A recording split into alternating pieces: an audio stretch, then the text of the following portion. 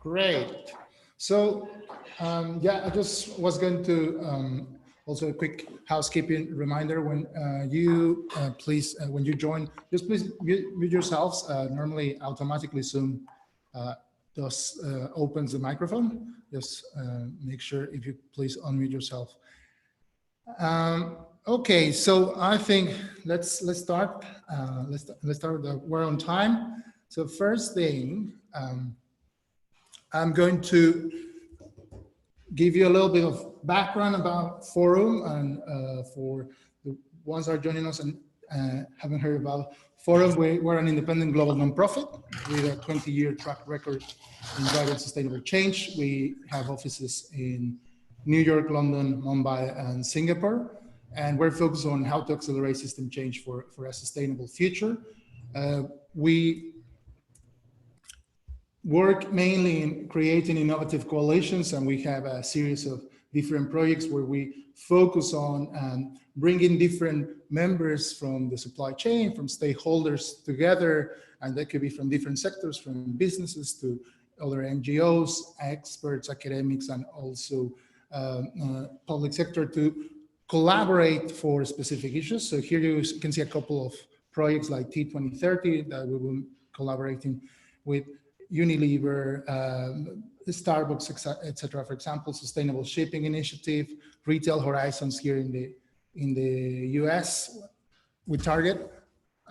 Okay, seems like my slide wasn't showing to you. Let me see. Now you have it, right? Great.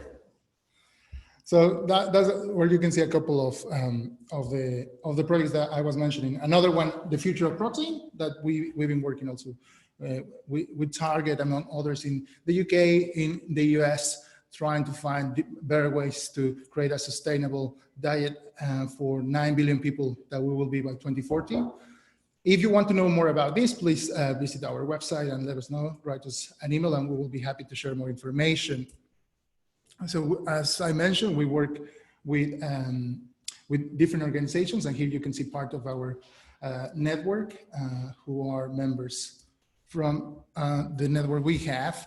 So a little bit to mention that the Future Center, and this series, this webinar is also part of what we do in our website, which is a platform for tracking change and influencing collective ability to create just and sustainable future. The platform is called the Future Center, which has a lot of signals of change, articles about what is happening, what is changing, and we will be sharing after the end of the webinar a blog post with a recap of what happened here today, and you will be able to see it there on that platform. Great. So the agenda for today, we have the introduction, which is just a little bit of what I've done, and then we're going to talk a little bit more about data for sustainability. So I'm going to share a couple of slides with you about how Forum is seeing its role on technology and data, and then our guest presentators, John from Dell and Sarah Williams from MIT, will be speaking later after their presentations. We will have a time for Q&A, but please feel free to add your questions on the chat box on the Zoom platform, and you can select their how to do it here. So if you have any trouble, please contact Ashley. But basically, it's quite easy. You can select who to send the question, and we will be able to see it. And as we're moving through the slides and through the information, we can then recap for that section, which will be just after Sarah finishes her slides. Right. So that was a bit of housekeeping. We have just a little bit under an hour just to cover a lot of ground. So let's start the first part, my slides. I'm going to share a little bit of how we see this new data paradigm and what can we do for use data in an organization to create change, to make it prosper, and also think about sustainability opportunities. So just before to go to that, a quick This is a quick reminder that I think is not going to be something entirely unknown from the people that were here, just where we are today in terms of the sustainability issues. Now, here we can see aspects as we know that 9.6 billion is the projection, 9.7 billion is the projection that how many people will be living by 2050 in this planet. 70% is expected and estimated that will be living in cities. How we're going to be solving those issues and having a better quality of life in cities is a big question. Inequality and the gap between different income disparities is growing. So there's a generation of unemployed in different parts of the world. For example, Spain, where 50% of youth is unemployed, and then we have the impacts of climate change creating a resource challenge, for how we're going to be doing things over the next few years. So this is just a quick reminder from the aspect on how we're thinking about these things. So the first, we could say that resources and ecosystem services are declining, and we're increasing the demand for these resources and ecosystem services. So we're kind of in this funnel that we really need to find ways how we're going to navigate it. So one of the things that we are exploring here at Forum is how emerging technologies could be an enabler to navigate these issues, to navigate these challenges. So we're thinking about from artificial intelligence to digital fabrication, blockchain, big data, like is the case in this webinar.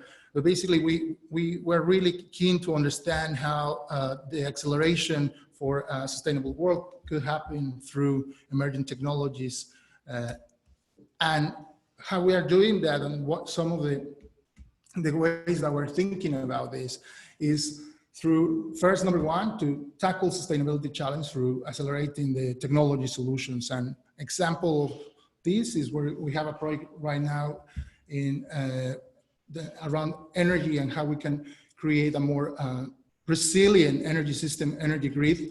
In London, in the UK, we have this project called the Living Grid, which is basically where we started through the challenge of providing a grid that actually can be more resilient and sustainable. And then we start to use, to have different partners like Sainsbury's, a retailer, but also Open Energy, who is a startup that provided smart technologies to really start to make more efficient the different devices, like for example, a refrigerator in a supermarket, so to consume less energy, and then so therefore distribute energy in a way that is more resilient and less highly intensive. The second way how we're doing this is through disruptive technology and exploring and analyzing the potential for this. And one of the things that we are really curious is how technology can scale and really accelerate solutions that will create transformational change. An example of this is we're working right now in an exploration of how blockchain applications that are going out there for supply chain solutions can really improve traceability, improve transparency, improve food safety across different supply chains. So that's one of the projects we're doing. And also, on another example is one that we're doing with you, John, in open data for sustainable mobility. How can we use open data portals and the solutions that this ecosystem is creating within different cities? In the case of the study that we're doing now is focused on New York and Dublin. So we're understanding a little bit more of what are the elements that we need to use, accelerate the solutions for create sustainable mobility in cities. And that's the example for number two. And the number three is more about anticipating downsides of and unintended consequences of technology, and how can we really try to understand a little bit better. And we have a project there called Open Eco Rating, which is grading and rating different aspects of mobile phones that we've been doing for a while now with O2 and Vodafone, and we're expanding it to different parts of Europe.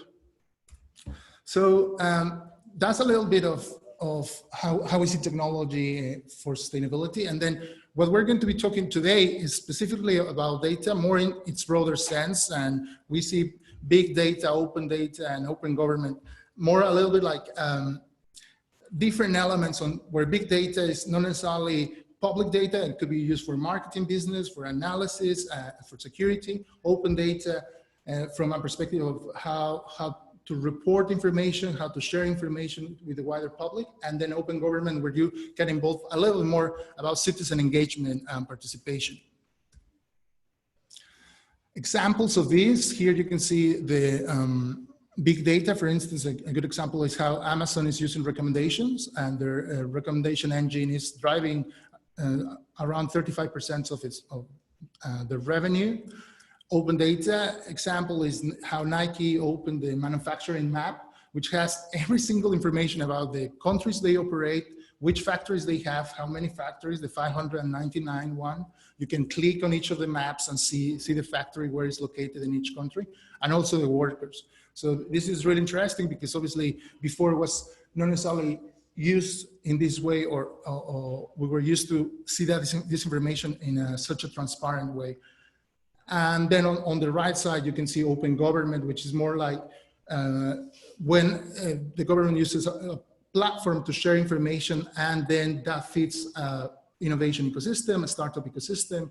Transport for London, as an example, there has saved between 15 million and 42 million pounds since 2009 when they opened raw data to the market. So basically this takes us to one of the things that we're seeing is this new data paradigm, where we have a highly detailed information on real time, and this is kind of different when we think about in the past 20, 15 years ago, when it was like other type of platforms capturing data like CRM, customer relationship management, and that as an example, what we can see today is like the amount of data is very large, and we are starting to have new tools for capturing that to create information that can inform better courses of action or take decisions. So on that also, we can see that 90% of the digital data stored in the world was created in the last 2 years, and that actually puts a little bit of also the reference in terms of how much data is out there. And then there's a lot of kind of debate of how many billion devices connected will be by 2020. Some people say 20 billion, some people say 30 billion. It used to be even the number about 50 billion. But I think what is really important to remember is that we're only right now 7.5 billion, So, and the amount of devices capturing information is going to grow. So this new data paradigm is there as an opportunity. However, like McKinsey published this report where they say that only a fraction of that potential value data of the data and its analytics has been captured. They created an initial set of information where in 2011, they estimated that the potential was, for example, for US retail, manufacturing, and location-based, those numbers, as you can see, like 100 billion plus revenues for service providers in the case of location-based data. And this is like GPS, think about advertising that is relevant to where you are located. For retail, they estimated 60% increase in net margin. And what they're saying today is they review the data is that only in the best case scenario, like the first one, it has been only captured 50 to 60%. So this is interesting because basically the potential is still there. However, what are the barriers? And one of the questions that we see there is like the penetration to GPS globally is one of the issues that they have seen in terms of patterns, the lack of analytical talent, siloed data with companies, siloed data in legacy IT systems, and leadership's skeptical of impact. So there is this kind of repeated barriers that they have seen in terms of really going and growing the capturing the value of that data. So for us, from a sustainability angle, there are a couple of drivers that are really through this new data paradigm laying the foundation for 5 things that could help sustainability and business. Reducing inefficiencies, number 1, and replacing and improving human decision-making with algorithms. We have seen that, artificial intelligence, machine learning, very clear. Number 2, creating transparency and improving performance, like the example from Nike. eliminating waste, fraud, and abuse, and this is also related to how can we reduce, for example, aspects of e-waste or understanding a little bit more where it is. This can improve into circular economy type of models. Number 4, providing predictive capabilities to improve mission outcomes. No? So you can anticipate what you're going to need given the goals you have. And number 5, innovating new business models. And I'm just going to give you a quick 2 examples just before to pass it to John of how these 5 different things could be represented. So this one is the smart travel solutions. This STS is a project that we've been running with O2, Telefonica, with First, and which is aiming to really gather in one dashboard, in one platform, all the information that you will need as a user to travel from A to B.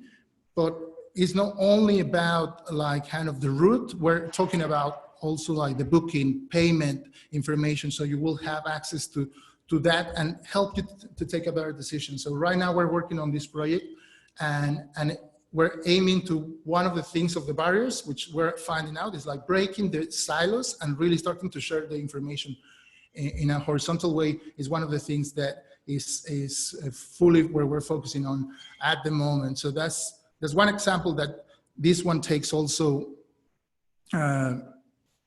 Number 1, I see it from, sorry.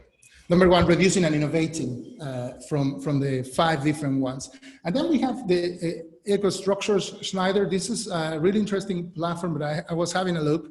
What they're doing is they're creating almost like a digital factory model that allows them to capture how their industrial line operates, and they can anticipate needs and start to test much faster than a typical approach to innovation, how a normal line is going to behave. And this is interesting because, again, this helps to reduce inefficiencies and also eliminate waste, as also accelerate the innovation process. So these are a couple of examples of what we're seeing there. We probably will need a little bit more time just to share more aspects, but I think this topic is quite rich to all the different things that we're seeing. So these are the number 5 that we mentioned: reducing, creating, eliminating, providing, and innovating. So we will be happy to share more information, and then if desired, have a following up calls. Okay, so that's for me. And now I'm going to pass it to John. So I'm going to mute my microphone, John, and I will be moving the slides. There you go, the floor is yours. Got it, thank you very much. So my name is John Pflueger. I am the Principal Environmental Strategist for Dell. I've been fortunate enough to be working with Forum now for a couple of years on something called Net Positive, and on some particular investigative work that we'll talk about briefly today. I'll go ahead and start off by saying I think the topic of understanding data and sustainability is challenging. It's really broad. I had kind of a lot of challenges while I was just putting this slide deck together, because there is so much to talk about that it's really challenging to present a full and complete picture. What we can do is maybe point out some specific instances and specific trends, but at the core of everything, data and information is becoming a utility, just like water and electricity are. And asking about the role that data plays in sustainability is like asking about what's the role that water plays in a modern city. I mean, it's really vast and wide, so it's hard to give it a really proper treatment. Go ahead, Rodrigo, advance. Next slide. So I'll give you guys just some very, very brief contextual information on Dell. Dell acquired a company called EMC about a year ago, almost exactly a year ago today. It closed. With the combination of Dell and EMC, we're now 140,000 employees, and we really are the only company in the IT space that can provide a full portfolio of IT products, whether you're looking at IT products for the home, IT products for the office, for the data center, With the acquisition of EMC, we also ended up being the owner of a small company called VMware, which does a lot with virtualization and then really enabling people to make maximum use of their equipment. So Dell Technologies is now a company with a very wide range of products and services. It gives us some unique unique perspectives. Go ahead, Rodrigo. Let's go to the next one. Go to the next slide, please. Back in 2013, the end of 2013, we announced our Legacy of Good program, which was our big sustainability goals program, really spanning the breadth of Dell's activities, with 21 goals going out to 2020, focused on issues around the planet, issues around community, and issues around people. Go to slide 4, or go back one, please. Yeah, and the top goal out of this goal program, the Legacy of Good program, was this desire to demonstrate that the good that comes from our technology will be 10 times what it takes to create and use it. And this was inspired to no small degree by some work that we'll talk about a couple of slides from now. But when we did this, we found that we had aligned ourselves with a number of other companies that were interested in something called net positive. This idea that really you want to put more back into society than you're taking out, and that really we had reached a point with what we're doing around social environmental issues that we need to start thinking about being restorative. Treading water and just mitigating impact or trying to get impact down to zero is no longer sufficient. That we've got to start putting things back. Let's go to the next slide, Rodrigo. Rodrigo, there we go. So this also changes how we look at data, and when we think about, when we look at what restorative sustainability means. In the world before net positive, many times sustainability programs would be almost completely focused on footprint. What's my impact? What are the carbon emissions resulting from my operations? How much energy am I using? How much water am I using? You would find some companies, based just on what they do and their impacts, may spend a lot of time looking at material use and disposition. We actually do that as well at Dell. And to some degree, and this is really more emerging, you would find companies starting to look at social impact. But now, as we're starting to realize that our sustainability programs need to go beyond zero into being regenerative, restorative, we now need to start looking at what are the opportunities available to us, or what are the outcomes that result from the different initiatives and programs that we might have within our companies. For example, we have one called Plan to Forest. Issues around thought leadership and advocacy, when you're really trying to be a catalyst with your peers and within your communities, or with policymakers and regulators. And then most important of all, that we know that there are, and particularly for Dell, there's going to be a big need for social and environmental solutions to address some of today's issues.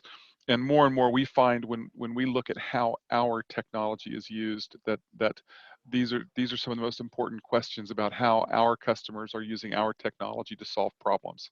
Next slide. So next slide, please, Rodrigo. So we can't neglect footprint. This is not handprint replacing footprint. It's really footprint with handprint added to it. So if we look at, we still have to take care of impacts and understand it. And if I kind of explain the relationship that we have with data within our sustainability program, much of what we've done today and for the past few years has been understanding, measuring, and reporting footprint. We also have instances of operational management where you take a look at the data, you interpret what it's telling you, and then make changes within your organization to adjust or mitigate or manage your footprint.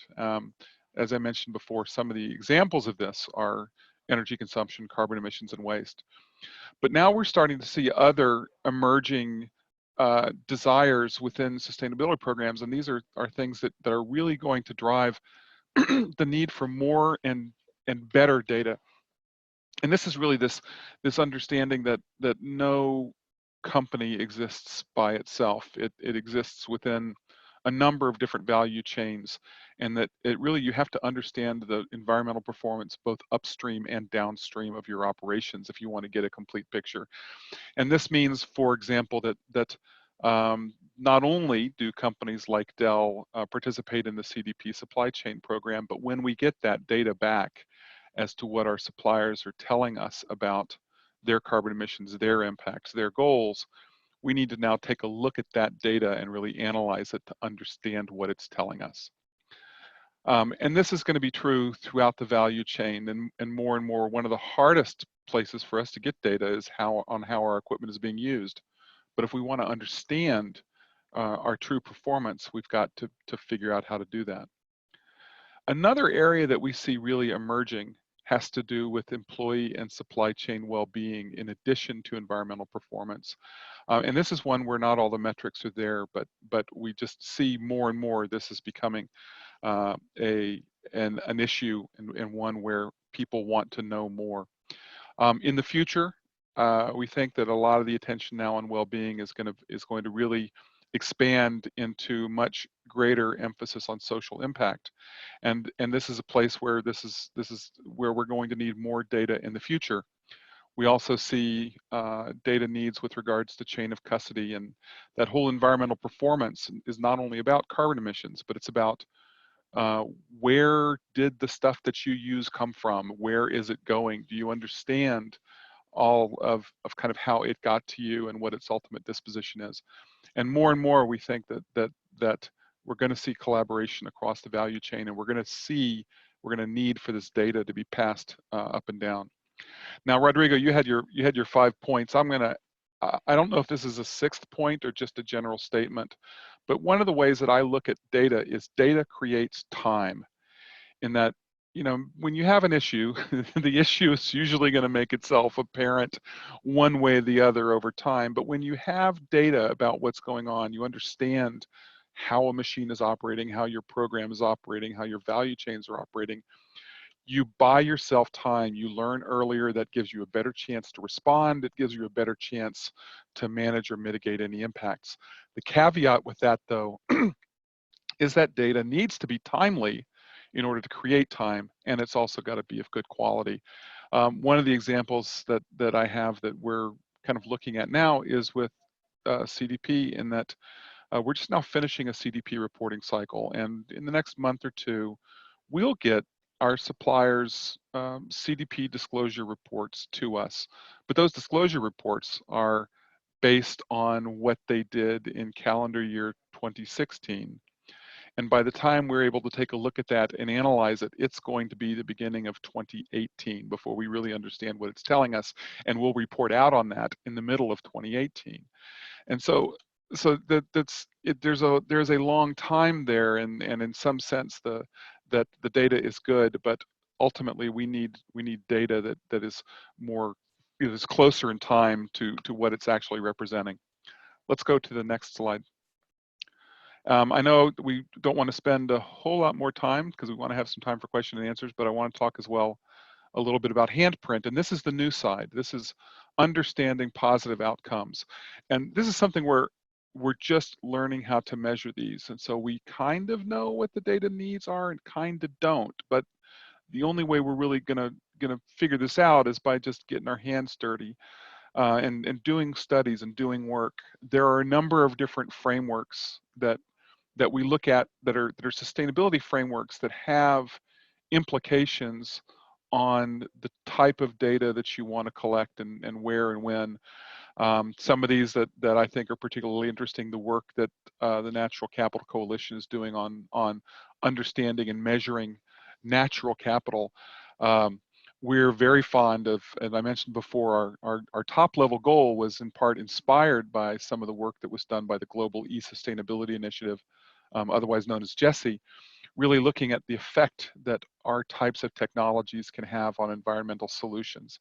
And then I think the one that over the past couple of years has really become very interesting is the United Nations Sustainable Development Goals, which is a very rich framework, not only of goals, but within each one of those goals, there are a number of targets. With each one of those targets, there may be one or more indicators. And even for those indicators, they may have data needs that are country specific, so that if you want to really have an effect on driving the sustainable development goals underneath it, there's a really interesting data problem about how do we collect enough the right data about what's going on so that we can understand it, measure it and do something about it. I mentioned before, we kind of realized early on that we just have to start doing stuff, and we're going to run into a lot of dead ends and we're going to run into a lot of roadblocks. But this is how we're going to learn. We've done a couple of studies at Dell looking at the sustainability benefits of online education and remote work.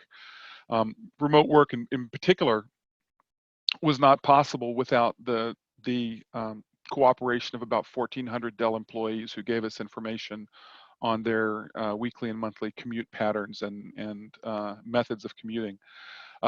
Rodrigo mentioned earlier as well, we're in the middle of a project right now where we're looking at open data portals and what open data portals really allow and enable.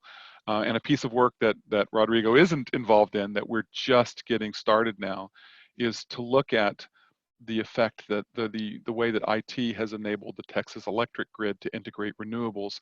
And that is a big data story, because in order for a geographically limited location like Texas to be able to really integrate wind energy, it requires knowing a lot about what's going on within your electric grid in a fairly close to real-time manner. So once again, as I mentioned before, it's hard to really talk about data and sustainability because there are so many different aspects to it. I think there are some things that are starting to become clear. Again, with regard to handprint, data needs to be timely and of good quality. Data can be a lot like bread that's left out on the counter, more than a few days or weeks or months, and it's going to start to get a little crusty and stale, and it's not as useful unless one wants to go feed ducks, which I understand may not always be the right thing to do. And good quality data is also important because you can only bad information in does not lead to great analysis coming out. We think that more and more, because of this timely nature, that data needs to be real time. It needs to be visible. It needs to be able to be analyzed in real time to the point where we get insights rapidly enough to be able to do something about them. One of the issues, though, or a couple of the issues that we've seen is first, and in particular, we've seen this with the Open Data Portal project. There's a lot of data on performance, but there's not as much data as we would like to see on outcomes. And so the folks who are generating the data, whether you have a solution that's operating or you're doing some other analysis, you have to keep in mind what's the end result that you're trying to understand, and how is the data that you're analyzing, the data you're creating, or the subsequent data that you're generating through analysis, how does it provide insights into the results in which you're interested?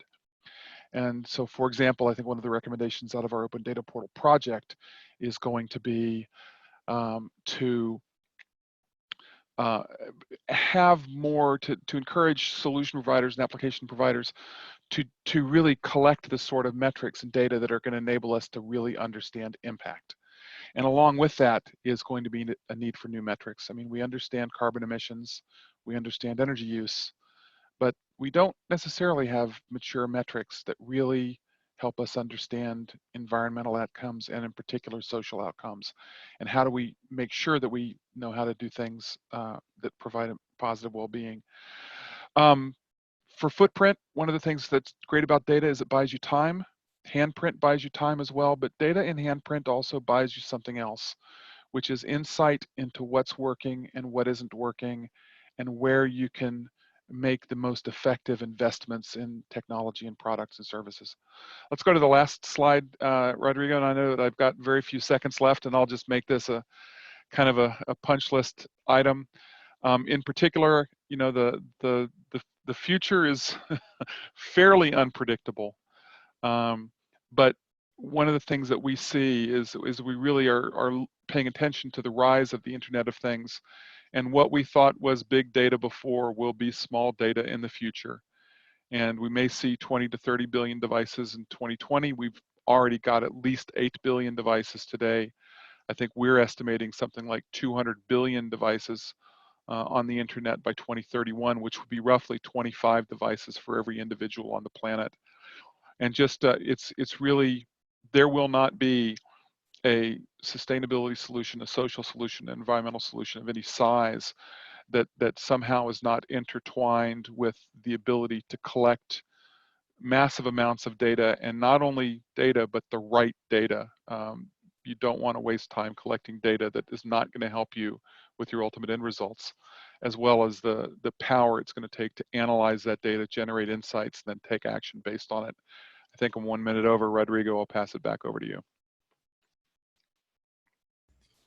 Thanks, John. Very good, super interesting. Thank you very much for that. So I'm just going to pass it out to Sarah Williams. Please, Sarah, I'm going to stop sharing, and then you will be able to start your own slides. One sec.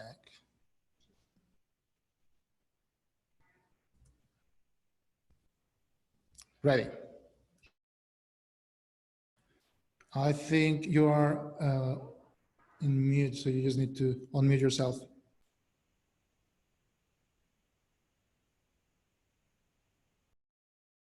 Okay, unmuted. Now I just need to move the screen. And, hi, everybody. My name is Sarah Williams. And, you know, what I want to talk about is we all hear that the rise of big data is going to change the world, but I think big data will not change the world unless it's collected and synthesized into tools that have a public benefit.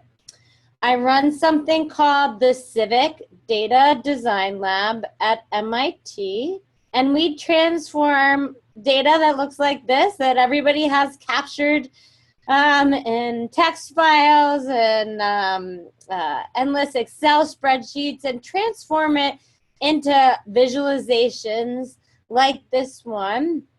This one I did with a colleague of mine, Laura Kurgan, and it shows the cost of incarceration in Brooklyn, New York.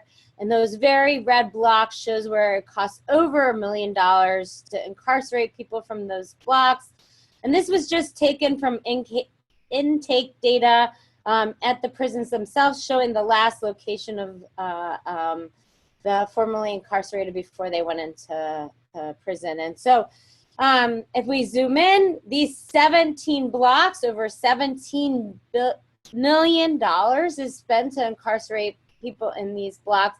And the idea of this project was to visualize this data to show how certain communities are affected more by this problem. And many of those communities don't have the kinds of services that would alleviate the reasons that they go to prison in the first place. Proper education, proper reentry training, job training programs, healthcare services, and proper housing. And so we thought, if you could just spend $1 million of that dollars, how could you better allocate and reduce the amount of money that we spend to incarcerate people. These maps ended up on the Museum of Modern Art walls and were seen by a congressman who used them in the Criminal Justice Reinvestment Act of 2010, which allocated $25 million for programming, for re-entry programming. So those were job training skills. Not 25 million obviously is not enough, given that you saw those 17 blocks over $17 million, but it is a drop in the bucket that we're looking for. And so the kinds of work that we do in the lab is related to using data for policy change. So one of my arguments is, if about 80% of the data that's stored in the world is privately owned, how can we use that data for public good? And John pointed out how much privately owned data we had, as did Rodrigo. And what I do is think about how I can unlock this data for policy change by building it, hacking it, and sharing it. So we all have mobile devices. We can use those mobile devices to create our own data where other data sets are not available, and really collect data from the perspective of communities. We can hack data. There is so much data on websites, social media sites out there. This data can be scraped is often openly available in regions where data is tightly controlled, and we can use that to have an impact on those places. And then ultimately take the analysis that we put together and share it. And by sharing data, I feel like you have the greatest impact. You create new relationships, and you can create new methods for working each other for urban planning.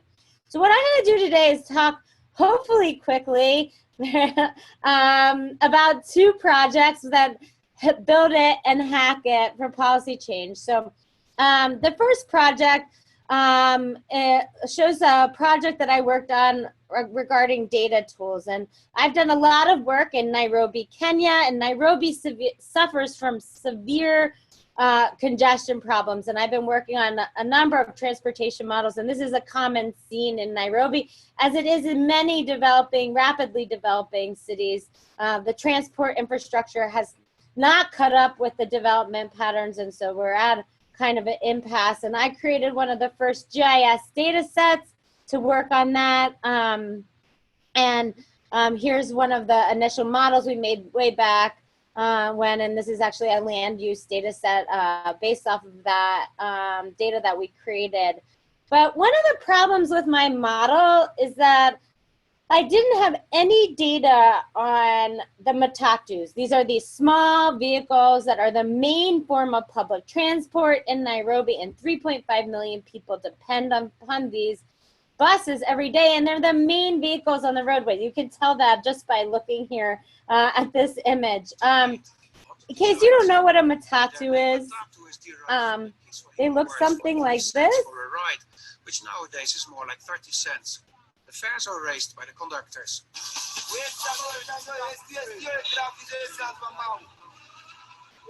Traveling by matatu is a daily reality for millions of Kenyans.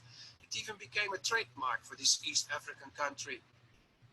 So matatus are, people love and hate their matatus. It's like, it's like if you live in New York, people ask you how your subway was. Oh, what's going on with the 4 today? The same thing happens with the matatus, except for sometimes the matatus are the Jay-Z and Beyonce matatus. But we thought, how could we leverage the ubiquitous nature of cell phone use in Nairobi, Kenya, to actually collect data on this informative transit and open it up for anyone to use? And we did that using cell phone app. We had University of Nairobi students collect the data, and they collected the data in a GTFS format. This is an open standard, and why this is important is because if you create data in an open standard, there's tons of open source software out there already that people can almost instantly leverage the benefit of your data set. GTFS, you probably have all used. It's what's behind Google Maps transit directions. So if you've ever tried to find your way in transit in Google, you're using the GTFS format to do that. And so that's why we collected it here, so that we also could use the data that we collected on the matatus as a transit session. The data comes in something like this. You can see it's a text file with latitude and longitude information, as well as stop data. And as you can see on the right side, it begins to build the roadways of Nairobi. But as we were doing this, we realized the data is super complicated to understand and really hard to visualize. And how can we make it easier for people who want to understand how to travel in Nairobi to see it? And so we began to kind of split it off and think about how we could develop a map of the transit data that we collected. Ultimately, we created a map that looks like something you might see in London, Paris, New York, Washington, D.C., or any other major metro, which is stylized. And there was an intention there to really help make Nairobi's transit system seem like one comprehensive system that can be planned and built for. Ultimately, the map looked like this. And one of the things that all my projects do is ask people what they think about it. So here, we are actually working with the matatu drivers, and they're helping us edit the map. And what you can see is they're actually planning new routes, because this northern area of Nairobi doesn't have any matatus. And so it instantly became a planning tool, just as we were also using it to have them edit it. And I think one of the things that's important when you're working on a data project is to include your stakeholders in the data process, because they will help you have the greatest impact. And that's something that we did throughout the project. So I think one of the most exciting moments for us was when the city of Nairobi made it the official transit map, and the map went into newspapers and viral on the internet. And I think what's important to note about this is because we invited the government to participate in the data collection, although they didn't actually come to any of the meetings, they felt included in the project. The data felt transparent, they could trust it, and therefore they trusted the maps as something that they could put out there into the world. So one of the things that I talk a lot about is how do you measure success in an open data project? And I think this Nairobi case is a great example of that. And I think that's when others leverage the data we created to generate their own policy change. So there are now 5 different apps in Nairobi that use this GTSF format in the background, and they're generating business development from the data that we created. This map might look very similar to you. This is actually, I was at the World Bank and I was like, is that my map? Actually, it's the bus rapid transit proposal. They copied our visualization because it had become so popular in Nairobi. So this is a proposal by the World Bank for where they're going to put bus rapid transit. But what I think is important is it shows the power of us creating data. Other people are kind of trying to leverage that success by copying that, which I think is a great thing. Many cities have copied us. There are now transit, did the same project in Amman, Managua, and we have a project going on with Cairo, and we have a network of over 30 different cities doing this work. And ultimately, we became the first informal transit system in Google Maps, so you can find your way in Google because we use this GTFS format. So semi-formal transit provides mobility around the world, not just in Nairobi, and we look forward to working and creating resources for these other organizations. So now I want to talk about another project, hacking data for policy change. We have websites and social media, often hold a wealth of information that can be scraped and transformed into policy analysis. And a project I worked on was ghost cities, and these are empty and vacant residential developments in China. They are built and nobody lived on them, but data about vacancy is really hard to obtain from the government. So we, oh gosh, sorry guys, we actually scraped data from Dianping and a Chinese Yelp, and the Chinese Twitter, and we created a model that says a healthy community is near amenities, and we plotted those amenities out and mapped those, and this is actually looking at our test city of Chengdu. One of the things that the Dianping data had was information about how often people come to restaurants. We also scraped data about residential points of interest. And then what we did is measure from every residential point of interest, how many amenities are close by. And then we actually added the Dianping ratings to see if people actually like that amenity. And then we added a measurement of distance, which said that places farther from the city center, people would likely travel further for amenities. We calculated amenity scores for each residential point of interest. This is across Chengdu. Then we looked at those above the mean. And then we looked for those amenity scores that were above the mean that clustered And those were the areas that we identified to be likely vacant developments. Then we generated a web map of this information. And this is actually showing that's interactive. And so those red squares are those areas that have the highest likelihood to be ghost cities. And the idea is this web map can be used by planners and developers to help understand why there is some vacancy in these areas. And then we brought these I love that. to planners. It looks fantastic. Just quickly, sorry to interrupt you, just to say that we have a little bit of very short time for Q&A, and I was just thinking if... So why don't we just stop there? Great, thanks for stopping me. Quickly Q&A and discuss a couple of more tips, etc. Perfect.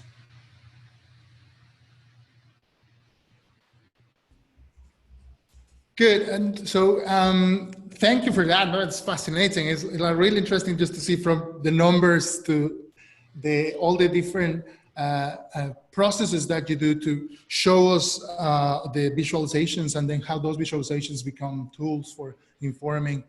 And also, John, I really enjoyed like the aspects of thinking about the handprint, the footprint, and how data is still kind of, as you say, big data in the future is what is considered today is going to be actually small data in the next years to come. So first of all, thank you very much both. And I think the first question I have, and please feel free also people attending to add any questions on the group chat. But the first question I have is a little bit more thinking about what do you think will be good tips and starting to recommendations for people that want to test and move their understanding and application to really capturing that the value that data offers. What will be, from your experience, the things that you will say, like these are 2-3 things that you can start to do tomorrow or start to connect to move this agenda forward in terms of using data for change, for sustainability, either from a social or environmental perspective as we saw. What are your quick initial thoughts about that? So I'd say, I mean, it's kind of trite, but I would say start with the end in mind. You know, if I look at data.gov, or I look at other open data portals, frequently it seems like people are pushing data out because they think it's useful, and sometimes it is and sometimes it isn't. And if you want to understand, I mean, if start with the end, what is it you're trying to achieve? What decisions are you trying to make? What improvements are you trying to make? And then what is the information that you need in order to make or support that decision? And then what information is out there, and is there a way you can bridge between the information that's out there and the information that you need? But start with the end in mind. Don't just throw data out on the web because you've got it and you kind of think somebody somewhere might find it interesting.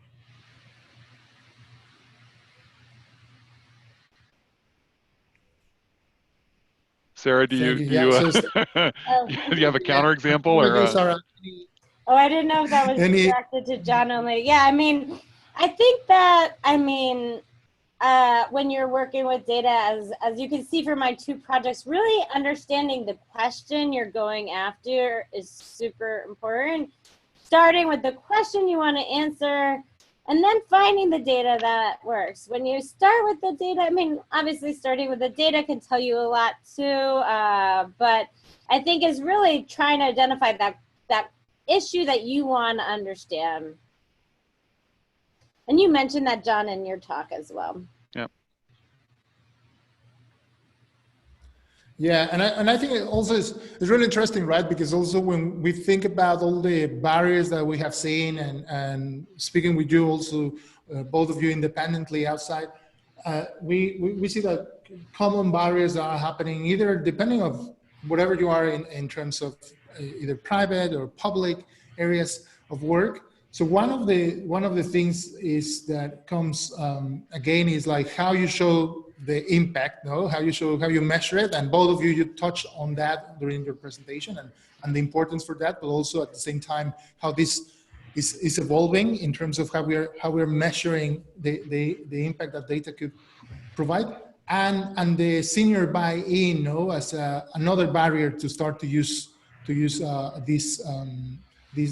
data. So one of the things I've seen from Michael Flowers, one of the previous chief analytics officer here in New York, that he set up the program here. It was like, sometimes you can start with really, it's not that expensive, to run this type of programs. So what do you think in terms of those barriers, like either senior buy-in or like the lack of information sharing between different silos of different parts of the companies? Any ideas on how you connect those, how you overcome those? I mean, I think that, if you're asking questions about how cities can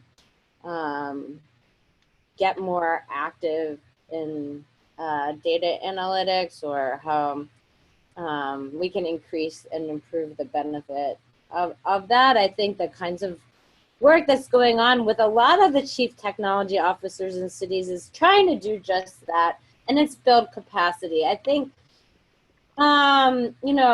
the data analytics, just even in city planning, I'm professor of city planning, hasn't always been, a big part of the curriculum. And now we are training city planners to have more understanding of data analytics, but there is a capacity building that needs to happen in government. And I think that's education, it's lifelong education, in terms of teaching the staff how they can use data to benefit them. I think often the problem is people are more worried how the data is going to be used against their program or against a particular staff member.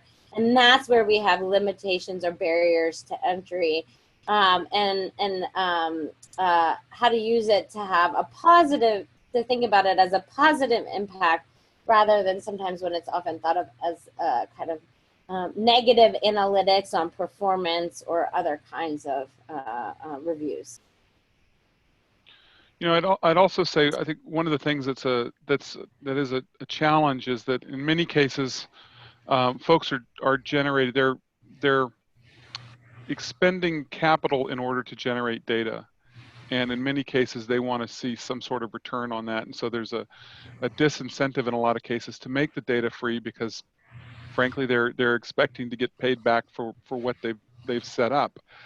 And because of that, it may take some different models for investment, or some different models or incentives to really get folks to free up. Because I think in many cases, data may have one value in a siloed setting, but it's when it can be compared and used and analyzed in context of other data sets that its value can be increased dramatically. And so you've got that kind of basic conflict between somebody trying to hold on to something that they think is a valuable asset, whereas if they released the asset itself might become more valuable, just harder for them to control and monetize. And I don't have any brilliant answers for that, other than to demonstrate what the value is that open data can bring, and maybe provide additional incentive for that type of an approach. Thank you both for that. I think, so just quick recap is just start with the end of what is your mission, what information is out there, build the capacity, staff, but also probably acquiring those skills, the education that is needed, and investigate different models for creating the incentives and sharing that information. That's my initial takeaway from the responses. I think they're very useful. I know we're a little bit over time. I just want to say, first of all, again, thank you very much. We were following the chat box. We didn't capture a question at this point, but please, attendees, if we're going to share a recap from this webinar, and we will be sharing with you. And then if you want to follow up, or you have any further questions, please let us know, and we can share also the slides that we showing to you.